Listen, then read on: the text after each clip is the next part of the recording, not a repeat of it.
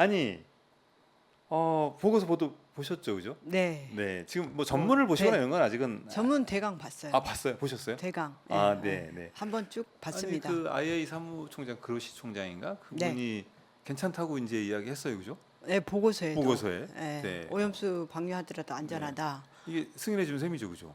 방류를 아니- 결과적으로는. 근데 본인들은 말미에 그거는 아니라고 다 알기는 했더라고요. 그러니까 오염수 방류해도 안전하고 뭐 네. 주변 교과에 미치는 영향도 거의 없다. 이렇게 결론은 내고 네. 그렇지만 이 보고서에 대한 네. 책임은 못 지고 네. 우리가 또 방류 결정이나 이런 거를 지지하는 건 아니다. 그건 그 뭔 결정은 일본 정부가 하는 거다. 그러니까 굉장히 이율배반적이고 무책임한 거죠. 안전하다고 말하지를 말든지 지금 가장 중요한 게 그 안전성 검토한다고 맞아요. TF를 꾸려놓고 네.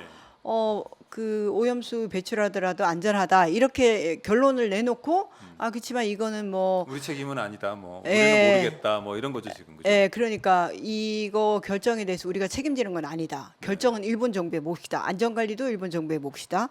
해운국의 입장을 대변하는 것도 아니다. 이렇게 이제 했습니다. 그럼 왜 보고서를 내는 거예요, 도대체? 아니 그러니까 저는 그것이야말로 굉장히 정치적인 네. 발언이고 네.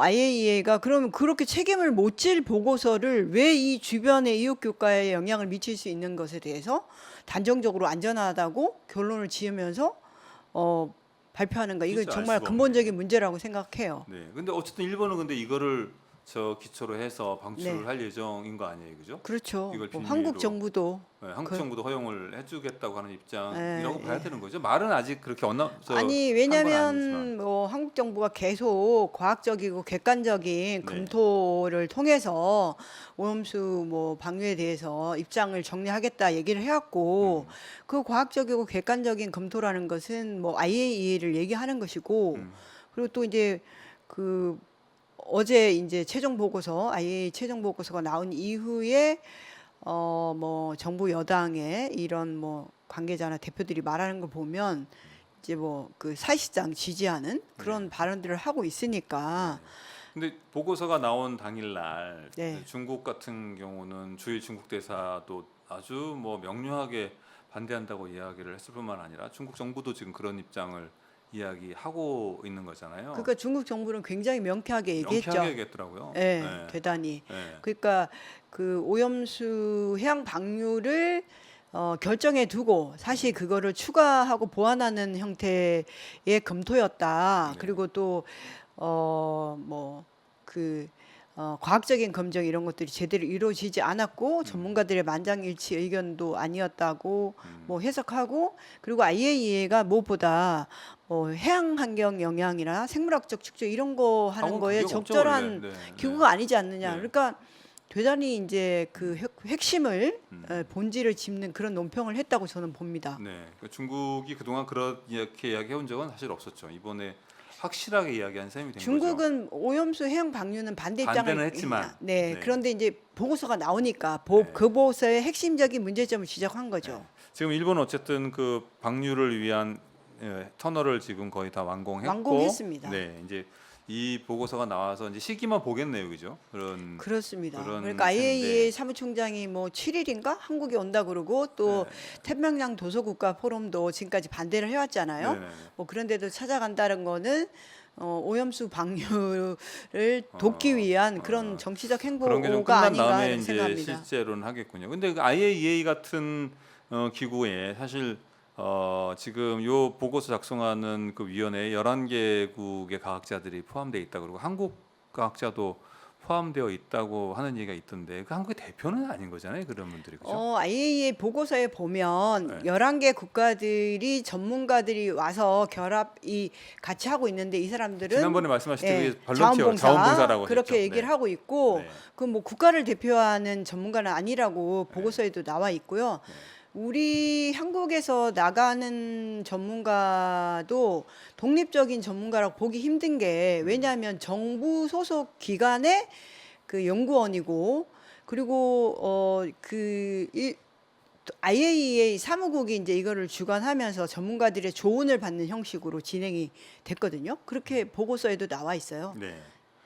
근데 이제 방류해도 괜찮다라고 특히 이제 우리 한국 정부도 좀 그런 모습들을 계속 보이고 있지만 과학자들이 특히 그런 얘기를 많이 하고 있잖아요. IAEA 보고서에도 있듯이 거기에도 있듯이 방류해도 그게 참 미미하다. 뭐 오염된 정도가 크게 걱정할 일이 없다. 그래서 이제 국민의힘이나 뭐 이런 분들은 뭐 아직 방류한 것도 아닌데 저 수산시장 가서 수조에 물도 드시고 뭐 이렇게 하는데 그런 위험을 강조했던 사람들이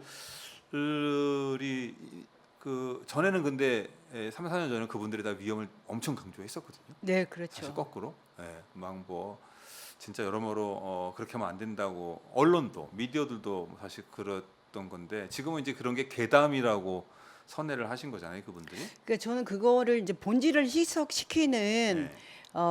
그 발언이라고 생각을 하고요. 그리고 지금 오염수가 뭐 예를 들어서 100% 안전하다 이렇게 주장한 분들은 엄밀히 말하면 과학자가 아니죠. 왜냐하면 오염수 해양 방류가 100% 안전하다고 얘기하는 것은 과학자가 발언할 수 없어요. 지금 이제 IAEA 보고서가 과학적이고 객관적이려고 하면 사실은 IAEA가 뭐 독립적으로 그들 전문가들과 사무국이 이거를 다 검증한 게 아니라 도쿄전력이 제공하는 자료로 전적으로 의존해서 사실 이거를 이제 뭐라고 해야 될까요? 보완하고 기술적으로 검토해주는 그런 기능을 했단 말이에요. 네. 그러니까 그 도쿄전력이 이제 서류를 작성하면 그 부분에서 리뷰를 해가지고 이러이러한 부분 보완해라, 이러이러한 부분 뭐 고치는 게 좋겠다 이런 식으로 해왔는데 IAEA가 독자적으로 한 것은 없습니다. 그러니까 전적으로 도쿄전력이 작성한 자료를 자료. 토대로 했고 지금 이제 뭐 주변국에 미치는 방사선 영향 평가도 뭐 무시할 수준이다, 미미하다 했는데 그러려면 그렇게 단정적으로 얘기하려 그러면 방사성 물질이 해양으로 방류됐을 때 해양 생태계에 미치는 영향이나 그거 다 생물 조사해야죠. 축적 이런 걸 해야 되는데 그거 안 했어요, 도쿄전력이. 네. 근데 그런 거에도 뭐 동의를 해줬고 그리고 뭐 방사선 피해를 최소화하라라는 그런 뭐 그 IAEA 국제 안전 표준으로 얘기하는 그 부분도 최소화하는 거는 방류하지 않는 거거든요. 그런 건 아예 검토 자체에 넣지 않음으로써 사실은 해양 방류라는 결정을 해두고 그것을 정당화하는 그런 보고서 작성과 검토 과정이었다. 그리고 제가 이제 그 부분에서 한 가지만 좀 지적하고 싶은 거는 또 하나 원래 이제 일본 정부는 2021년 4월 13일에 오염수 해양 방류하겠다고 결정해서 발표를 했잖아요. 근데 그 이전에 2016년에 경제산업성 전문가 소위가 5가지 방안 중에서 해양 방류가 가장 저렴한 비용이다. 뭐 이렇게 발표를 하고 20년 2월에도 뭐 대기 방출이 있고 해양 방류가 있지만 해양 방류가 더 현실적이에요. 이렇게 또 한 번 했어요. 그 20년 2월에 경제산업성 전문가 소위가 그렇게 했는데 바로 그 달에 2월 10일에 경제산업성이 발표하니까 2월 26일에 IAEA 사무총장이 일본 가가지고 해양 방류가 국제 기준에 합치한다고 발표했어요. 그러니까 일본 정부가 21년도에 우리 해양 방류 할 거야라고 공식 발표하기 이전에 이미 IAEA 사무총장이 해양 방류가 국제 기준에 합치하는 결정이다 이렇게 했습니다. 그래서 사실 이거는 플레이어로 뛰다가 심판으로 자기가 그 IAEA가 나선 형태인데 그러니까 답이 이미 정해진 걸 한 거죠. 그래서 목적도 그 사실도 사실 많이 안 알려져 있네요. 저희가. 그렇죠. 네. 그러니까 IAEA가 먼저 그런 결정을 일본 정부가 하기 전에 이미 그 해양 방류가 괜찮다라고 하는 이야기를 했었다고 하는 사실을 안 알려져 있죠. 안 거의 알려져 있네요. 안 알려져 있죠. 그래서 제가 지금 말씀을 드리는 거예요. 그래서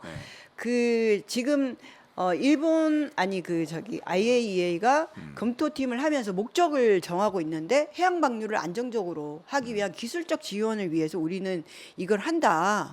그걸 목적에 두고 이 검토팀의 범위도 제한을 하고 있어요. 오염수 방류를 30년으로 전제하고 그 원전 폐로 과정에서 더 많은 방사성 핵종들이 나오는데 이거 뭐 100년이 걸릴지 얼마 걸릴지 모르지만 이거는 우리 검토 범위 밖이다.